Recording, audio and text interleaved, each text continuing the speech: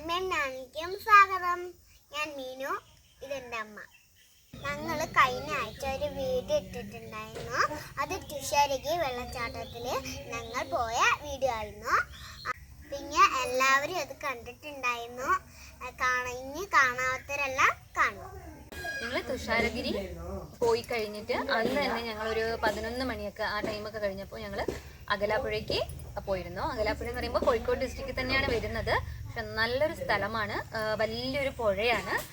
അവിടെ ബോട്ടിംഗ് ആയിരുന്നു നമുക്ക് എന്താണ് സ്പെഷ്യലായിട്ട് പറയാനുള്ളത്. നല്ല എക്സ്പീരിയൻസ് ആണ്. ഞാൻ ഇതിൻ്റെ ഡീറ്റെയിൽസ് ഒക്കെ ഇവിടെ ഡിസ്ക്രിപ്ഷനിൽ ഇട്ടിട്ടുണ്ട്. അപ്പോൾ എല്ലാവരും ഫുൾ വീഡിയോവും കാണാം. നിങ്ങൾക്ക് എന്തായാലും ഇഷ്ടപ്പെടും. കൂടുതൽ നിങ്ങൾക്ക് അവിടെ പോകണം താല്പര്യമുണ്ടെങ്കിൽ ആ കോൺടാക്റ്റിൽ വിളിച്ച് നമുക്ക് ബന്ധപ്പെട്ടാൽ എല്ലാ ഡീറ്റെയിൽസും കാണാൻ പറ്റുന്നതാണ്, അറിയാൻ പറ്റുന്നതാണ്. അപ്പോൾ എല്ലാവരും ഈ വീഡിയോ കാണുക, കണ്ടിട്ട് ലൈക്ക് ചെയ്യുക, ഷെയർ ചെയ്യുക, സബ്സ്ക്രൈബ് ചെയ്യാത്തവർ സബ്സ്ക്രൈബ് ചെയ്യുക. നമ്മളിപ്പോൾ അഹലാപ്പുഴ എത്തി. ഇവിടെ ഇപ്പോൾ ബോട്ടിങ്ങിൽ പോകാനാണ് നിൽക്കുന്നത്. പിന്നെ ഓരോ ടീമായിട്ടാണ് ഇപ്പോൾ ഇവിടെ കുറേ ആൾക്കാർ ചെയ്യുന്നുണ്ട്. പിന്നെ നമ്മളിപ്പോൾ നേരത്തെ ബുക്ക് ചെയ്തിട്ടാണ് വന്നത്. അപ്പോൾ ഇവിടെ നിന്ന് ബോട്ടിങ്ങിന് പോകാൻ നിൽക്കുകയാണ്. എന്നിട്ട് ബോട്ടിൽ പോയിട്ട് നമുക്ക് ബാക്കി കാര്യങ്ങൾ കാണാം. അപ്പോൾ ഞങ്ങൾ ഒരു 11:30 അവിടെ തുഷാരഗിരിയിൽ നിന്ന് ഇറങ്ങിയിട്ടുണ്ട്. 1.5 മണിക്കൂർ ഞങ്ങൾക്ക് വേണ്ടി വന്നു ഇവിടേക്ക് എത്താനും. അപ്പം എത്തിയത് ഞങ്ങൾ ശരിക്കും ഭക്ഷണം കഴിക്കാനുള്ള ടൈമിലാണ്. നല്ല വിശപ്പുണ്ടായിരുന്നു. അപ്പം അതാണ് നമുക്ക് ഭക്ഷണം കഴിക്കാനായിട്ട് അറേഞ്ച് ചെയ്തിട്ടുള്ള സ്ഥലം. നമ്മൾ വിളിച്ച് ഓർഡർ ചെയ്ത്, നിർബന്ധമല്ല കേട്ടോ, ഫുഡ് മസ്റ്റായിട്ട് കഴിക്കണം അങ്ങനെയല്ല, നമുക്ക് വേണമെങ്കിൽ നമുക്ക് ഓർഡർ ചെയ്യാം. നല്ല ഫുഡായിരുന്നു, നല്ല ഹൈജീനാണ്, നല്ല ഫുഡ്, നല്ല ടേസ്റ്റിയാണ്. ആവശ്യത്തിനുള്ള ഫുഡൊക്കെ കിട്ടിയിട്ടുണ്ടായിരുന്നു കേട്ടോ. അപ്പം വെജാണോ നോൺ വെജാണോ എന്താ വേണ്ടതെന്നൊക്കെ നമ്മൾ നേരത്തെ ഓർഡർ ചെയ്യണമായിരുന്നു. അപ്പം ഞങ്ങൾ ഫുഡൊക്കെ കഴിച്ചു. പിന്നെ നമ്മളിപ്പോൾ ആദ്യം വന്ന പാട് കണ്ടത് ഈ ബോട്ടാണ്. അപ്പോൾ നമ്മളെ വിചാരം ഇതിലാണ് കയറാൻ പോകുന്നത്. പക്ഷേ കുറച്ച് കൺജസ്റ്റഡ് പോലെ ഫീൽ ചെയ്തിരുന്നു. അപ്പോൾ പിന്നെയാണ് അവിടെ നിർത്തിയിരുന്ന ബോട്ടാണ് കേട്ടോ. ഞങ്ങൾക്ക് പോകാനുള്ള ബോട്ട് വരാൻ വെയിറ്റ് ചെയ്യായിരുന്നു. ഞങ്ങൾ ഫുഡ് കഴിച്ചിട്ടാണ് ബോട്ട് വന്നത്. പിന്നെ ഇവിടെ തന്നെ ടോയ്ലറ്റ് ഫെസിലിറ്റീസൊക്കെ ഉണ്ട്. അപ്പോൾ എല്ലാവരും ഒന്ന് ജസ്റ്റ് റെസ്റ്റ് റൂമിൽ പോയി ഫ്രഷായി. നമ്മൾ മോർണിംഗ് ട്രാവൽ ചെയ്തൊന്ന് ടയേർഡല്ലേ, അപ്പോൾ അതൊക്കെ കഴിഞ്ഞപ്പോഴേക്കും ഫുഡൊക്കെ കഴിച്ചു. പിന്നെ വെയിറ്റ് ചെയ്തു. ഇതാ കാണുന്നതാണ് നമ്മൾ പോകാനുള്ള ബോട്ട്. സംഭവം നമ്മൾ എക്സ്പെക്റ്റ് ചെയ്തതിനേക്കാളും അടിപൊളിയാട്ടോ. അതെന്ന് വെച്ചാൽ ഒരു എന്താ പറയുക, നമുക്കൊരു 60 പേര് വരെ പോകാൻ പറ്റുന്നതാണ് എൻ്റെ ഒരു മാക്സിമം തോന്നുന്നുണ്ട്. ഞങ്ങൾ ആ ഒരു 27-28 പേര് കുട്ടികളടക്കം അത്ര ആൾക്കാരെ ഉണ്ടായിരുന്നുള്ളൂ. നല്ല സ്പേസ് ഉണ്ടായിരുന്നു. പിന്നെ ടോയ്ലറ്റ് സൗകര്യമൊക്കെ ബോട്ടിനുള്ളിൽ തന്നെ അവൈലബിൾ ആണ്. പിന്നെ ഇത് മാത്രമല്ല കേട്ടോ, ഇവിടെ പല റേഞ്ചിലും നമുക്ക് മറ്റേ സൈക്ലിംഗ് പോലെ അങ്ങനെ ചെയ്യാം, സ്വന്തമായിട്ട് നമുക്ക് പെഡൽ ചെയ്യാൻ പറ്റുന്ന ബോട്ടുകളുണ്ട്. പിന്നെ ഒരു 15 പേർക്ക് അങ്ങനെ ഓരോ സീറ്റ് അവൈലബിലിറ്റി. അതിൽ നമുക്ക് എങ്ങനെയാണ് നമ്മുടെ ബഡ്ജറ്റ്, നമുക്ക് എത്ര ആൾക്കാരാണോ അതനുസരിച്ച് നമുക്ക് പോവാം. നമ്മൾ കുറച്ച് നേരം നിർത്തിയിട്ട് ബോട്ടിൽ ഫോട്ടോസൊക്കെ എടുത്തു. അപ്പോഴേക്കും നമ്മളെ ബോട്ട് വന്നപ്പോഴേക്കും അതിലേക്ക് കയറി. പിന്നെ ഞങ്ങൾക്ക് ഇവിടെ എത്താൻ ശരിക്കും തുഷാരഗിരിയിൽ നിന്ന് 1.5 മണിക്കൂർ വേണ്ടി വന്നു. ശരിക്കും പറയുകയാണെങ്കിൽ കൊയിലാണ്ടിയാണ് മെയിൻ. അവിടെ നിന്ന് നമുക്ക് ഈ അകലാപ്പുഴയ്ക്ക് അവിടേക്ക് എത്തണമെങ്കിൽ ഒരു 11 കിലോമീറ്ററാണ് ഏകദേശം വരുന്നത്, ഡിസ്റ്റൻസ് വരുന്നത്. അങ്ങനെ ഞങ്ങളെല്ലാവരും ബോട്ടിൽ കയറിയ പാട് നമ്മൾ എവിടെ കയറിയാലും ബസ്സിലും എവിടെ കയറിയാലും ആദ്യം നമുക്കൊരു സീറ്റ് ഇങ്ങനെ സെറ്റ് ആവാനൊക്കെ കുറച്ച് ടൈം എടുക്കുമല്ലോ. അപ്പോൾ എല്ലാവരും വന്നു, ഒന്ന് റിലാക്സ് ചെയ്തു, ഇരുന്നു. ഇവിടെ പാട്ടൊക്കെ നല്ല അടിപൊളി പാട്ടൊക്കെ ഇട്ടിരുന്നു. അതൊക്കെ കേട്ടിങ്ങനെ ആസ്വദിച്ചിരിക്കുകയായിരുന്നു. ചുറ്റിലും ഇങ്ങനെ ഒന്ന് കാണാം. നല്ല നല്ല സൂപ്പറായിട്ടുള്ളൊരു നാച്ചർ ലവ് ചെയ്യുന്നവർക്കൊക്കെ അങ്ങനെ അടിപൊളിയായിട്ട് അത് ഫീൽ ചെയ്യാൻ പറ്റുമേ. പിന്നെ കുറച്ച് നേരം ഒന്ന് എല്ലാവരും റിലാക്സ് ചെയ്തിരുന്നു. പിന്നെ മെയിനായിട്ട് പറയാനുള്ളതെന്ന് വെച്ചാൽ ഞാൻ കുട്ടനാട് പോയിട്ടില്ല കേട്ടോ. ഞാൻ ഇപ്പം ആദ്യമായിട്ടാണ് ഇങ്ങനെ ബോട്ടിങ്. ഇതിനു മുമ്പ് വേറെ പോയിട്ടുണ്ട്, പക്ഷേ ഈ കുട്ടനാട് പോയിട്ടില്ല. അപ്പോൾ ഇവിടെ വന്നത് കുട്ടനാട് പോയ ആൾക്കാർ ഇഷ്ടം പോലെ കുറച്ച് പേരൊക്കെ ഉണ്ടായിരുന്നു. അപ്പം ഏട്ടനും ഇവരൊക്കെ പോയിട്ടുണ്ട്, ധനവേട്ടനൊക്കെ പോയിട്ടുണ്ട്. അപ്പം ഇവരുടെയൊക്കെ അഭിപ്രായം എന്ന് വെച്ചാൽ ആ സെയിം എക്സ്പീരിയൻസ്, അതിലും ബെറ്റർ എക്സ്പീരിയൻസ് ആണ് അവർക്ക് ഇവിടെ കിട്ടിയെന്നാണ് പറയുന്നത്. അപ്പോൾ ഞാൻ പോകാത്തതുകൊണ്ട് എനിക്കിങ്ങനെ കമ്പയർ ചെയ്ത് പറയാൻ പറ്റുമല്ലോ കേട്ടോ. ഞാനിതുപോലെ വീഡിയോസൊക്കെ കണ്ടിട്ടുള്ളൂ. അവിടെ കുറച്ച് റഷായിട്ടാണ് ഉള്ളതെന്ന്. പക്ഷെ ഇവിടെ ഇപ്പോൾ സ്റ്റാർട്ട് ചെയ്തിട്ടല്ലേ ഉള്ളൂ ഇവിടെ. അതുകൊണ്ട് അത്ര അങ്ങനെ റഷൊന്നുമല്ല. ആകെ 1-2 ബോട്ട് അവിടെ എവിടെയായിട്ട് ഞങ്ങൾ കണ്ടിട്ടുള്ളൂ ആകെ. പിന്നെ നമുക്ക് എത്ര നേരം വേണോ അത്ര നേരമാണ് നമ്മൾ പോവാം. മിനിമം 1 മണിക്കൂറാണ്. ചാർജ് വരുന്നത് ഓരോ ബോട്ടിനും അനുസരിച്ച്, സീറ്റ് ഫെസിലിറ്റീസ് അനുസരിച്ച്, അവൈലബിലിറ്റി അനുസരിച്ച് ഡിഫറൻസ് വരുന്നുണ്ട്. അപ്പം എല്ലാവരും ജസ്റ്റ് ഒന്ന് കയറിയിരുന്നു. അപ്പം എല്ലാവരുടെ അഭിപ്രായം തന്നെയാണ്, കുട്ടനാടേക്കാളും ബെറ്ററാണ്, സൂപ്പറാണ്, നല്ല എക്സ്പീരിയൻസ് ആണ്. ഇപ്പം ബഡ്ജറ്റ് വെച്ച് നോക്കുമ്പോഴും നമുക്ക് അതിനേക്കാളും ലോ ബഡ്ജറ്റാണ് വരുന്നത്. ഒരു സെയിം എക്സ്പീരിയൻസ് ഇത്രയും അടുത്ത് നമുക്ക് കിട്ടുകയെന്ന് വെച്ചാൽ അത് നല്ല അടിപൊളി, നല്ലൊരു ഇതാട്ടോ. അപ്പം എന്തായാലും കുട്ടനാട് പോയി നോക്കണം, എന്നാലേ എനിക്കിത് കമ്പയർ ചെയ്ത് പറയാൻ പറ്റുള്ളൂ. എനിവേ ഞങ്ങൾ ഇവിടുത്തെ ഇത് അടിപൊളിയായിട്ട് എൻജോയ് ചെയ്തു. നല്ല സ്പേസ് ഉണ്ടായിരുന്നു. കുറച്ച് നേരം ഇരുന്നു ഞങ്ങൾ. ഇനി അടുത്ത് എന്ത് ചെയ്യാം, നമുക്കിനി കുറച്ച് 2-3 മണിക്കൂറാണ് പ്ലാൻ ചെയ്തിരുന്നത് ഇങ്ങനെ ബോട്ടിൽ തന്നെ പോകാൻ, ട്രാവൽ ചെയ്യാൻ. അപ്പം എല്ലാവരും ഒന്ന് സെറ്റായിട്ട് അടുത്തടുത്ത് എന്താ ചെയ്യണ്ടേ, നമുക്കെന്തെങ്കിലും ചെറിയൊരു ഫണ്ണൊക്കെ ഉണ്ടെങ്കിലല്ലേ ഒരു രസം. അങ്ങനെയൊക്കെ ഇങ്ങനെ കുറേ നേരം ചർച്ചയൊക്കെ ചെയ്തിരിക്കുകയായിരുന്നു. എല്ലാവർക്കും മടിയാണ്, എല്ലാവർക്കും സ്റ്റാർട്ടിങ് ട്രബിളാണ്. എന്തെങ്കിലും ഒരു പ്രോഗ്രാം വെച്ചാൽ അയ്യോ എനിക്ക് പറ്റില്ല എന്ന്. പിന്നെ ഒരു മടിയില്ലാത്തത് നമ്മളെ ചാരുമോളും മീനൂട്ടിയാണ്. അവർ ഫസ്റ്റ് അവരെ വക ഒരു ഡാൻസൊക്കെ ആയിരുന്നു. അപ്പോൾ അങ്ങനെ എല്ലാവർക്കും ഒരു എന്താ പറയുക, അപ്പോഴാണ് എല്ലാവർക്കും ശരി അടുത്തടുത്ത് എന്തെങ്കിലും ചെയ്യാമെന്ന്. അപ്പോൾ അങ്ങനെ തീരുമാനിച്ചു. ചെറിയൊരു ഗെയിമൊക്കെ വെക്കാമെന്നൊക്കെ തീരുമാനിച്ചു. ഒന്നും ശരിയായില്ല. എന്തായാലും കുട്ടികളുടെ ഡാൻസ് അങ്ങനെ കണ്ടിരിക്കുകയായിരുന്നു. നല്ല രസമായിരുന്നു. നല്ലൊരു പുറത്ത് നല്ലൊരു കാറ്റും നല്ല രസമല്ലേ. അപ്പം ഇവരെ പരിപാടിയൊക്കെ കണ്ട് അങ്ങനെ ഇരിക്കുമായിരുന്നേ. അങ്ങനെ നമ്മൾ അവസാനം ഒരു ഗെയിം കളിക്കാൻ അങ്ങ് തീരുമാനിച്ചു. ജസ്റ്റ് ഇങ്ങനെ എല്ലാവരും വട്ടത്തിലിരുന്നു, ഇങ്ങനെ ഒരു പാട്ടും വെച്ചു. പാട്ട് സ്റ്റോപ്പ് ചെയ്യുമ്പോൾ ആരെ കയ്യിലാണോ ബോട്ടിൽ കിട്ടുന്നത് അവരെന്തെങ്കിലും വന്നിട്ട് അവിടെ ഒരു ആക്ടിവിറ്റി ചെയ്യണം. അങ്ങനെയൊക്കെയാണ് തീരുമാനിച്ചത്. എല്ലാവർക്കും മടിയാണെങ്കിലും എല്ലാവരും എന്തായാലും ശരിയെന്ന് അവിടെ ഇരുന്ന് ഓരോരുത്തരുടെ കയ്യിലും ബോട്ടിൽ കിട്ടി, ഞാൻ അടുത്ത് ചെയ്തോളാം. അങ്ങനെ ഒരു മടിയൊക്കെ ആയിട്ട് ആ ഗെയിം അങ്ങ് സക്സസ് ആയില്ല. അപ്പോൾ അവസാനം നമ്മൾ പിന്നെ അതങ്ങ് നിർത്തി. എന്നിട്ട് വേറെ എന്തെങ്കിലും ചെയ്യാമെന്ന് പിന്നെ ഇങ്ങനെ ഇരുന്ന് ആലോചിച്ചിട്ട് നമ്മൾ 9 കപ്പിൾസാണ് വന്നിരുന്നത് ഫാമിലി. അപ്പോൾ എന്ത് ചെയ്തു, എല്ലാവരും കൂടി ഒരു പേപ്പറിൽ ജസ്റ്റ് 1 to 9 വരെ, ജെൻസിന് വേറെ ലേഡീസിന് വേറെ ആയിട്ട്, അതായത് ഹസ്ബൻഡൊക്കെ എടുക്കണം വൈഫൊക്കെ എടുക്കണം അങ്ങനെ തീരുമാനിച്ചിട്ട് 1 തൊട്ട് 9 വരെ നമ്പറൊക്കെ ഇട്ടു. ആദ്യം ഹസ്ബൻഡ്സ് 9 നമ്പറും കൊടുത്ത് അവരെല്ലാവരും എടുത്തു. അതേപോലെ ലേഡീസൊക്കെ എടുത്തു.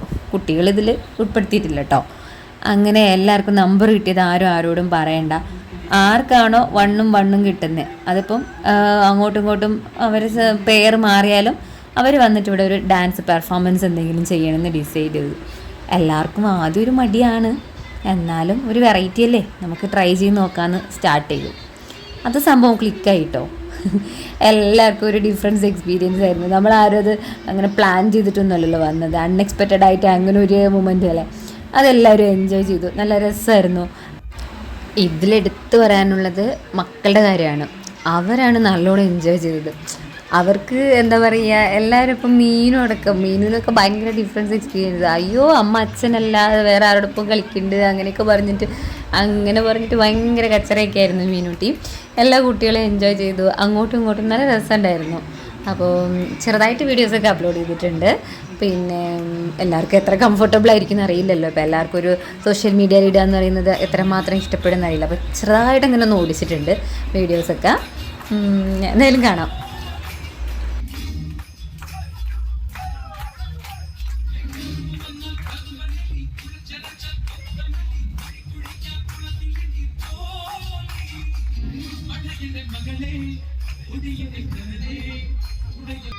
അങ്ങനെ എൻ്റെ ടൈം അങ്ങ് വന്നു. എനിക്കും ശശിയേട്ടനാണ് സെയിം നമ്പറായിരുന്നത്, 4 നമ്പർ കിട്ടിയിരുന്നു.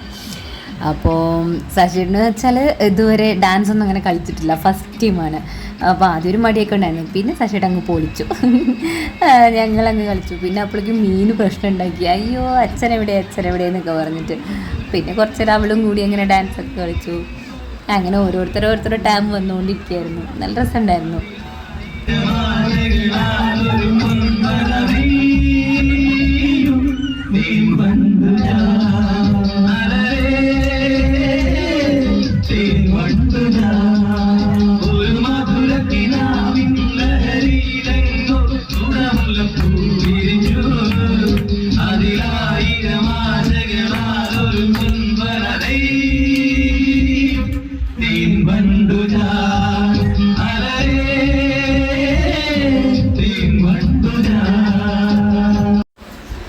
ഈ 9 പേരിലും ഒരാൾക്ക് മാത്രമേ സ്വന്തം പേരിന് കിട്ടിയിട്ടുള്ളൂ. ചേച്ചിക്ക് ജിഷേച്ചിയും മനോജേട്ടനും മാത്രം. ബാക്കി എല്ലാവരും അങ്ങോട്ടും ഇങ്ങോട്ടും മിക്സ് ചെയ്തിട്ടാണേ. പിന്നെ അതിൽ ഒരാളുടെ അത് മിസ്സായി പോവുകയും ചെയ്തു, വീഡിയോ കിട്ടിയിട്ടുമില്ല. അങ്ങനെ ഇവർക്ക് മാത്രമേ അങ്ങനെ സ്വന്തം പേര് കിട്ടിയിട്ടുള്ളൂ.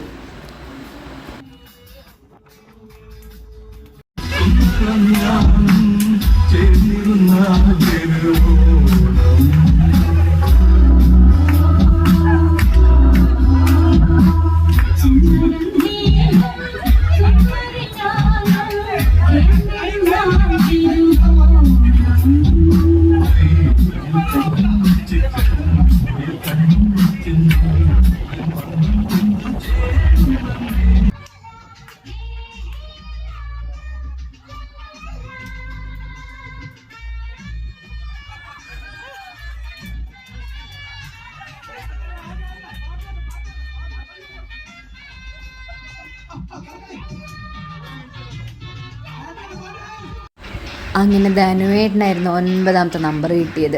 ധനുവേട്ടനും ടീച്ചറായിരുന്നു. അപ്പോൾ അവരടിപൊളിയായിട്ട് കളിച്ചു കേട്ടോ. എനിക്ക് ഇഷ്ടപ്പെട്ടിരുന്നു ധനുവേട്ടൻ്റെയും ടീച്ചറിൻ്റെയും പെർഫോമൻസ്. ടീച്ചർ നല്ല അടിപൊളിയായിട്ട് കളിച്ചിരുന്നു. അങ്ങനെ ഞങ്ങളെല്ലാവരും അങ്ങനത്തെ ഒരു എന്താ പറയാനാ ഡാൻസിങ് പരിപാടിയൊക്കെ കഴിഞ്ഞു. ഒന്ന് എല്ലാവരും ഫ്രീ ആയി. പിന്നെ ലാസ്റ്റ് മൊത്തത്തിൽ നമ്മൾ പിള്ളേരുടെയൊക്കെ ഒരു കളിയായിരുന്നു. പിള്ളേരൊക്കെ ഇങ്ങനെ സെപ്പറേറ്റ് കളിക്കാൻ പറയുമ്പോൾ അവർക്ക് മടിയാണ്. അപ്പോൾ അവരൊക്കെ ഇങ്ങനെ ഗ്യാങ്ങായിട്ട് കുറച്ച് നേരം കളിച്ചു. അങ്ങനെ നല്ല രസമുണ്ടായിരുന്നു.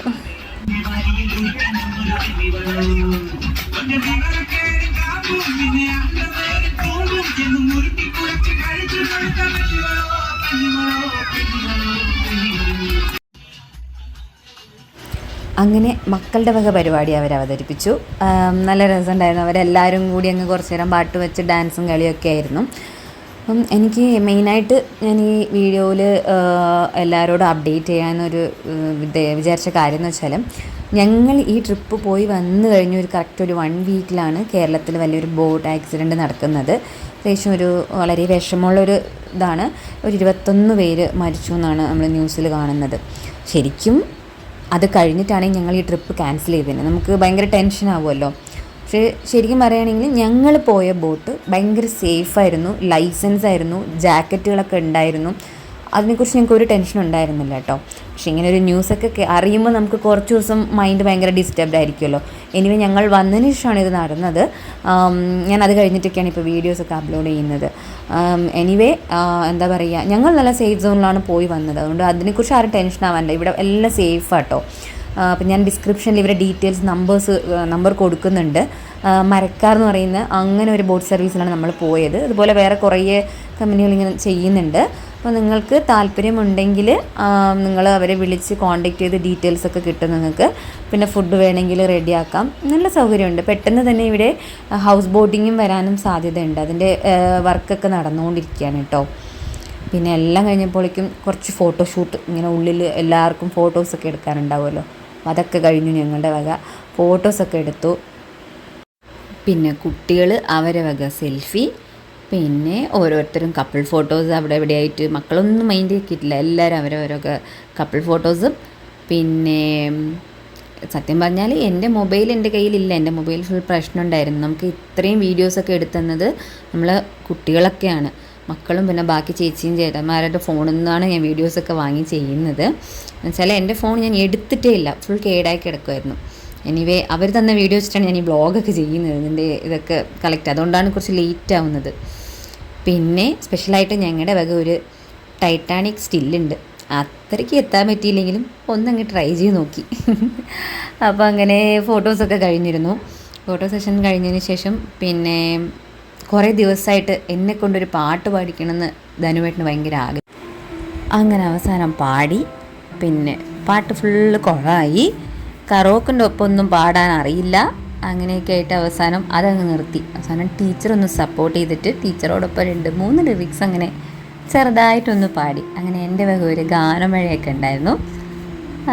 എന്തായാലും പാട്ടൊന്ന് കേട്ട് നോക്കിയിട്ട് അഭിപ്രായം പറയണം കേട്ടോ എല്ലാവരും.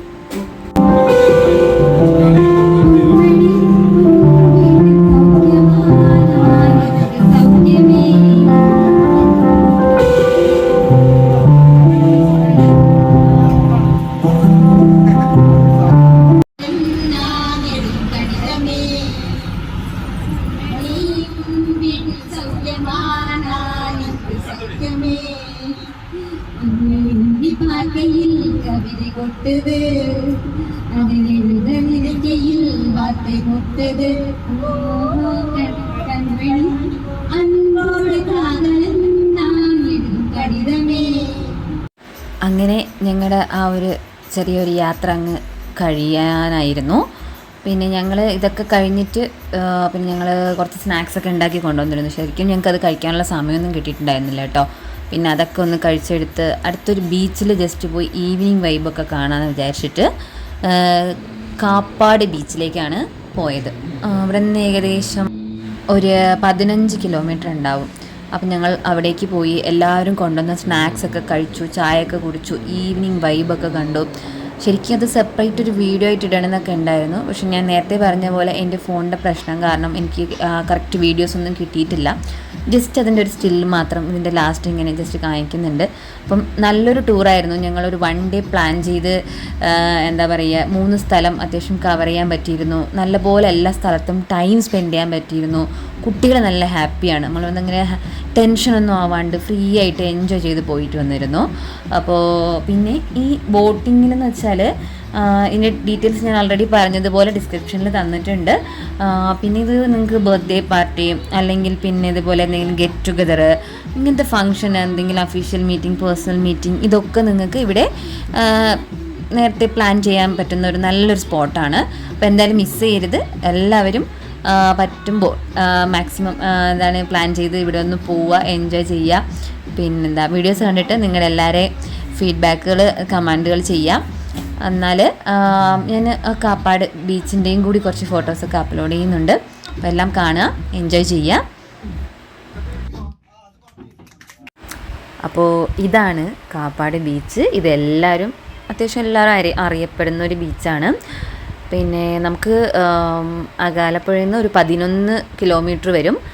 കൊയിലാണ്ടിയിൽ നിന്നാണെങ്കിൽ ഏകദേശം ഒരു 8 കിലോമീറ്റർ ട്രാവൽ ഉണ്ടാവും തോന്നുന്നുണ്ട്. അപ്പം ഈവനിങ് വൈബൊക്കെ നല്ല രസമുണ്ടായിരുന്നു. നമുക്ക് റിലാക്സ് ചെയ്യാൻ പറ്റിയൊരു സ്ഥലമാണ്. പിന്നെ 1498 വാസ്കോ ഡ ഗാമ വന്ന് ഇറങ്ങിയ ബീച്ചാണിത്. പിന്നെന്താണ് നമുക്കിവിടെ പിന്നെ കുട്ടികളൊക്കെ കുളിച്ചു, കുറച്ച് നേരം കളിച്ചു, അങ്ങനെയൊക്കെ നമ്മൾ അന്നത്തെ ദിവസം നൈറ്റ് വരുന്ന വഴിക്ക് ഫുഡൊക്കെ കഴിച്ചു. ഇന്നത്തെ യാത്ര അങ്ങനെ അവസാനിച്ചിരിക്കുകയാണ്. അപ്പോൾ എല്ലാവരും കൂടി ഇവിടെ ഒരു ഹോട്ടലിൽ നൈറ്റ് ഫുഡൊക്കെ കഴിച്ചു. പിന്നെ നേരെ വീട്ടിലേക്കാണ്. എന്നാൽ നമുക്ക് പെട്ടെന്ന് തന്നെ അടുത്തൊരു യാത്രയിൽ ഒരു വ്ളോഗിൽ കാണാം. എല്ലാവർക്കും വീഡിയോ ഇഷ്ടപ്പെട്ടോ? എല്ലാവരും വീഡിയോസ് ഇഷ്ടപ്പെട്ടു എന്ന് വിചാരിക്കുന്നുണ്ട്. എല്ലാവരും ലൈക്ക് ചെയ്യുക, ഷെയർ ചെയ്യുക, സബ്സ്ക്രൈബ് ചെയ്യുക, അടുത്തുള്ള ബെല്ലൈക്കൺ ക്ലിക്ക് ചെയ്യുക. എന്നാൽ നമുക്ക് അടുത്ത വീഡിയോയിൽ കാണാം. ബൈ.